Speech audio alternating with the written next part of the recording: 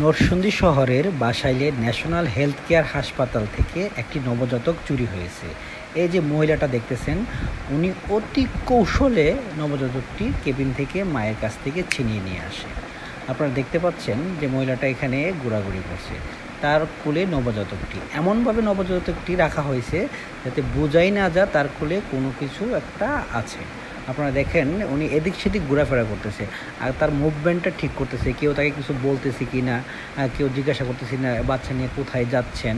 সে যখনই দেখতেছে যে এমন কোনো ঘটনা অথবা এমন কোনো ব্যাপারে ওনাকে কেউ কিছু বলতেছে না, ঠিক ওই সুযোগটাই কিন্তু উনি কাজে লাগানোর চেষ্টা করতেছে।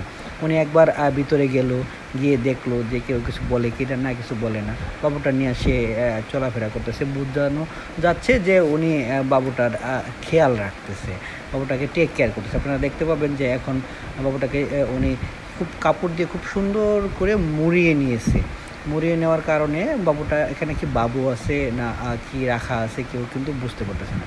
এমনভাবে কৌশল করে বাবুটাকে রেখে ঘোরাঘুরি করতেছে, বোঝাচ্ছে যে বাবুটাকে উনি খুব টেক কেয়ার করতেছে। তো আসলে ওনার ভিতরের যে এই লোভটা, সেটা কিন্তু অনেক ভয়ানক। একটা মার জন্য খুবই কষ্টকর, শুধু মা আর বাবা না, পরিবারের প্রতিটি মানুষের জন্যই খুব কষ্টকর।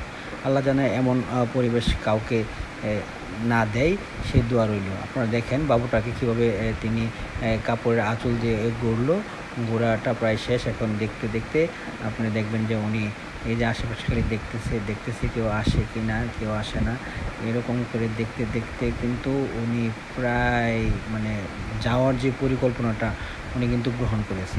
আপনারা দেখবেন যে এখন উনি যখনই ওনাকে কেউ কিছু বলতেছে না, এখনই উনি এই যে সিঁড়ি দিয়ে হেঁটে হেঁটে নেমে চলে যাচ্ছে।